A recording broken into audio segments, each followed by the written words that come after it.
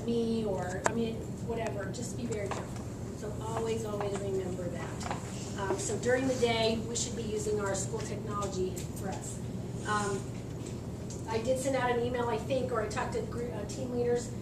Pandora, we cannot be on Pandora during the day. That's a bandwidth issue. And Michelle talked about bandwidth. So that's a district rule. You have kids, I promise you, that are on their devices on Pandora. That's just, please make that announcement, monitor it, and it just cannot be something that you allow your students to do during the day. Okay, so there are some, learned some new acronyms. We've heard of FERPA, but the new ones that I will do a teeny tiny bit on, SIPA and COPA, and we'll, again, not a whole bunch, but a little bit just to kind of let you know about. So the purpose for all of this is there are some software companies, educational websites, and other cloud-based apps that may share student information to third parties. Our job is safety first, protect the students, integrity, be ethical, etc.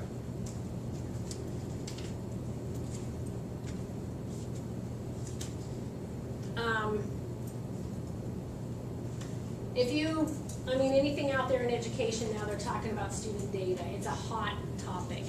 It's a hot topic with Common Core. Data mining is something that you'll hear that term as well. So the gist of it is our job is to make sure that we are not, through our tech and technology that we're using, giving out student information that a third party can get that student information and use it in other ways. So here's kind of why this came to our attention. We have two new, well, Pat Rooney was a former board member that was reelected. Nicole Cohen is our new board member, and you probably saw her platform was anti-Common Core. If you attend our board meetings, Nicole comes to our meetings, and she has been attending our meetings, and the data is a very big concern of hers. So that's kind of what brought it to our attention as a district to just, let's do our homework and make sure that we are keeping our students safe. So the purpose of even putting this slide in is, we just need to know, Ms. Cohen may be visiting our school. She will be either with me or Jamie if she comes into classrooms. But we should be able to, no matter what we're doing in a classroom, if she asks questions about it, we should be able to say, let me tell you how we know we're safe. And that's the right thing. That's the right thing. So, so there's two parts of this. Student web-based tools and software is connected to FERPA. And then we have directory versus public media release forms. And that's, so these are the two new acronyms that we're going to talk about.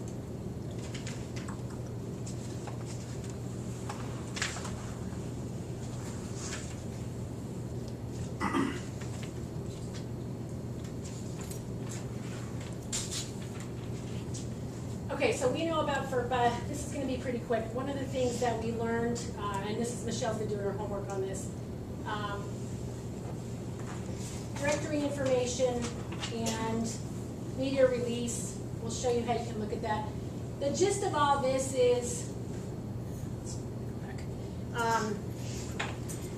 the message to you all is, and you do a great job anyway, but make sure that if you have the newspaper here, if you are publishing anything on your Facebook page, you check to make sure students can be in there. Because I think with Blended Learning, there was one student in there that was not allowed, and that's in Power School. We'll show you how to check that yourself, because we always ask Laura for it, but you all can look at it yourself. So, Power School is an example of tech that we use that it's safe, because there's a way for Michelle checked, did the research, and they've got a privacy embedded in them that we know that this information that is in Power School, student information, is not released. So that's an example of, like Galileo, those things we all know they're fine because we've checked. District software, on the survey, you do not have to list these. So you just know, we already know, this is some of our software.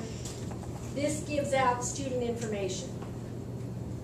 And if there's something that we're missing on here, you might jot it down right now.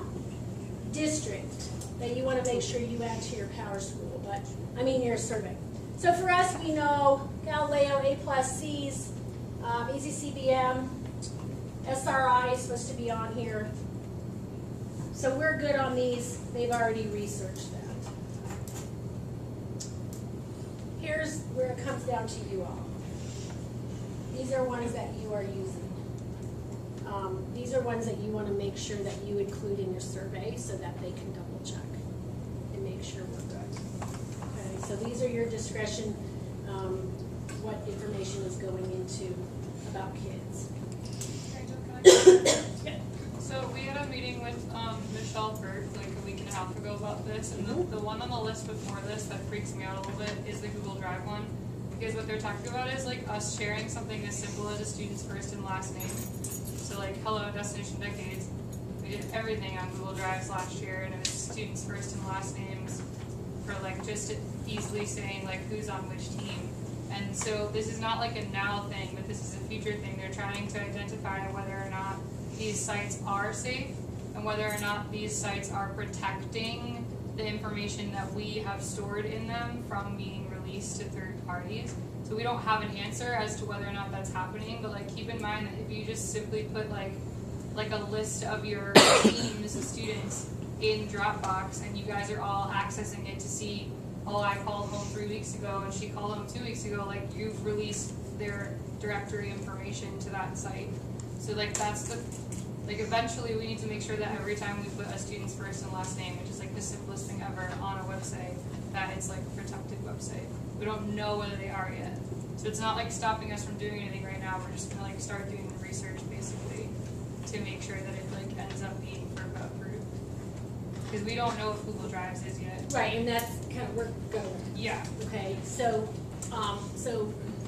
don't panic. Right. And don't stop doing what you're doing. That's the purpose of the survey, is to put out anything that you've used where you provide student information so that the district level, Michelle and her team can start doing the research. What they think has happened or is happening is at the Department of Ed level, at the state level, that they will be doing this for all the typical things that educators will be using. So they will have a list themselves saying, these are all the things that they're fine. We've done the research, they're private, and these are not. But that's all coming. So the purpose for today is not to alarm you. It's really to gather information and to provide a purpose of why are we talking about this. It's because locally we have a new school board member who has brought it to our attention, and it's a state thing. It's a national concern. And it does make sense, like Heather said. When you think about it, what do we want? Tech is our world, that's where we live. But it goes so fast that we have to make sure we're not harming our students. So really, at the end of the day, you're going to be providing all your information to Michelle so that we can make sure we're good to go. Don't change anything unless you already know, I already know there's a reason I shouldn't be doing X, Y, or Z or whatever. So. Okay, so this part is, I'm going to have, Laura's not in here, I'm going to talk to her. I'm going to have Laura confirm that you're going to do this. I need you to do this survey, every one of you, and I'm going to, some of you have to be asked multiple times, and that's hard. But I don't want Michelle Burke to call me and say I only have 5 people, so please honor this. When she's going to post it this afternoon. Sure. Yeah. Okay, so make sure you've done that. Don't let this go. And that could be even something that when you leave here, you go take 10 minutes and provide that information. Okay, these are the two, CIPA, Children's Internet Protection Act. We are protected through our filters for this one. This is one I had never heard of. Most of us hadn't. Children's Online Privacy Protection Act, and this is COPA, and this is kind of where the other things that we're talking about falls. The only reason you need to know all this is just to be aware that you don't even, there's protection acts out there for kids. This whole point, the public and media release, We're just gonna be changing some forms. You guys don't even really care about it because it's part of our registration. So just know some things are gonna be changing in the future. I don't think it'll affect you all in any way. So for right now, we're not doing anything different. We just want you to know we're gonna be doing some things differently. You don't care about that. Okay, so for you to check media release, so I'm gonna ask you to start doing this yourself, because we've always relied on Laura. Lisa, you can probably, this is a different view from me. With regard to where to find that? In Power Teacher, yeah. It will be under reports. Okay. I'll have to click through it. It's the printer. Okay. Yeah. Like when you're on the attendance screen, the printer on the far right, you can go in there and you drop down, and there's not that many options for teachers. Okay. But media release is one of them. Okay. So you can check that yourself if you've got something coming up for kids. Which is nice. I didn't know that. Is it new? I had a question. Well, okay, That last night customizes parents were every time. taking Yeah. videos and pictures of the kids at the concert, and then they were posting them on social media. Do I have to worry about that or have a concern? No, because it's not us posting it. Yeah. Okay. It's not us posting it. Yeah, yeah. Okay. That's a good question. Can you say anything else with the media, with the Power School media? No, I can show them what it looks like. Okay, all right. Okay, so, yes. What if you had like Renaissance Kids at the channel cleanup and the newspaper takes pictures of them? I think if it's connected to Thunderbolt, you still have to make sure. So you would want to, before you go out, Want to make sure what if I didn't know they were taking pictures of, do I only take students then that have media release? No, Because it's a community. no, but you could just say, if you're going as a Thunderbolt Renaissance group, then if I were in your shoes, here's what I would do. I would already know for my Renaissance kids, these are the 3 kids that cannot be in the paper.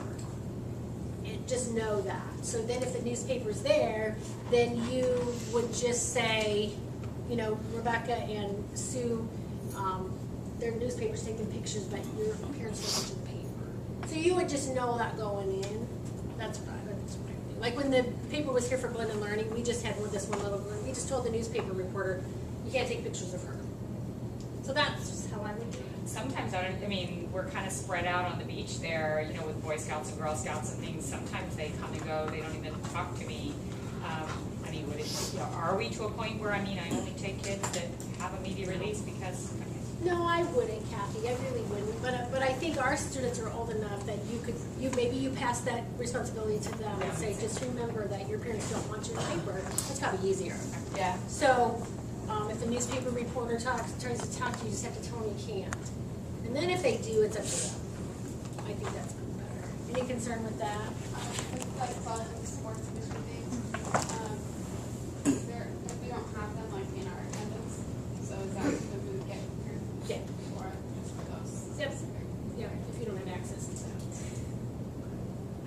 that. Okay, so final reminders, confidentiality, wherever you are, social media, ethics using our school, computers, group-wise, etc. Be aware of these things. The FERPA thing is, kind of the basics. We have that FERPA training at the beginning of the year, making sure you're not posting kids' first and last names. We just don't do that anymore. That's kind of old news. So, the forms, which you guys don't necessarily, it just doesn't matter to you right now, but know that we're addressing that. But do check on the media release things, and then do the survey.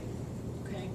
So, the purpose really is not to alarm anybody. It's just that we are gathering information and we want to make sure kids are safe. So for right now, don't change what you're doing, but be honest when you're providing the information. So Heather, Nisa, did I miss anything? We really, from what you guys got a lot more information, and as a team, we really kind of pared it down to what do teachers really care about right now. So we just want you to be thinking about this. Okay, concerns. Okay. Nisa's going to show, some of you have probably stumbled on it or already are aware of it, but in Power School, with the current. I'll just do it from here. Okay, so basically we've gotten a couple emails that reminded us about some items that are available. Let me just click over here to my printer so you can see the icon next to the backpack where you can say which report you want to print. Down here, release of information list. Everybody see how I got there? So if I release an information list and I submit that report and view it, and I can see my kids and I can see if anybody's got any. Let's see if it will open. Okay. So you can see here where those things. So in the event that you needed to upload something to a website, but we weren't allowed to release anything other than their name, then they're like date of birth and all those kind of things, you know, where does the line start to get drawn? But you don't have to worry about it yet, but this is how we need to be aware. So back to other report. If we are in our start page or wherever, you can see this applications icon that's up in the corner. People in front of someone. If you click that button and then launch this ADE Connect, this is where you can get into the kids' test results. Yes, continue. Okay, so that you can see their aims, test scores, means, exceeds, etc. So we go into the AZ dash. We just kind of keep clicking things, and then there's teacher dashboards right here. So on this left-hand side, where you can kind of see the edge there, get my dashboard. Now the information that's here, these are my first quarter kids for exploratory, so it's kind of irrelevant anyway, but it uploads this information on the 40th day. So if you had kids that are newer than the 40th day, you probably would not find their information in here. But if I go into my class period, I can actually see and scroll and see the color-coded there. It does show the actual score, but you can see quickly where your reds are to pop out at you with kids that might need interventions. Please come to the In front the event office. that you didn't know how to see those scores without like, trying to get back down to their cue. I mean, here's the coolest thing of this is if you have a class that you're struggling with and you pull this up, you go, And well, you- no you wonder start- they're all red. Yeah, you start scrolling and everything's red. Alrighty then. Yeah. So at any rate, go back a little. Okay, so here if I just scroll down, screen there, but this is overall cumulative where we are as a class. In my classroom, this is my results as compared to the school results with this particular one period class of computer kids, how they tested in reading, how they tested in writing. Again, the classroom group that I've got versus the school average versus the district average versus the Arizona average. So it kind of gives you a little bit of an idea where you fall within the realm of things.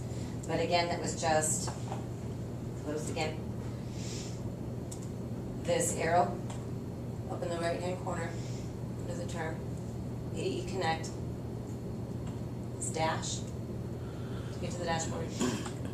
And then you just tell it you're a teacher, get my dashboard, and you'll see your classes for the 40th day. Whatever, whoever was in there for the 40th day. So basically the gist of what you wanted them to see. Just to make you aware that it's there. This has been a long years in the making. Yes. Fighting to make that happen for Heidi Grace. Anyway, so take advantage of that if it's meaningful to you. So, thank you, Lisa. All right.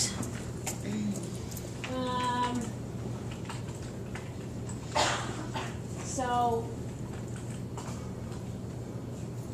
use your name, Tina. I know you don't want to be on. This was, so a couple things that I want to do a shout out. First of all, you took a risk on your formal. I mean, we met first, but this is what we're looking for. Things are changing, so this was cool. So anyway, I got to see, this is Tina's, what's it actually called? Is it just making your own, it's a Google? Right, so, well, but I didn't know if there was something specific for this project. Okay. So basically, when I was in there yesterday, the only reason I'm talking is because she wouldn't, so. Will you talk? I said the reason I'm talking is she wouldn't, so. The kids yesterday were given here's the things that we want for their concentration camps, and I didn't get to see how you guys created this today, so if I click on this, and here's the research, and this is what the students did, correct? So this is all the research that the kids did yesterday. And then they're gonna present tomorrow, right? So, how cool is that? Talk about engagement.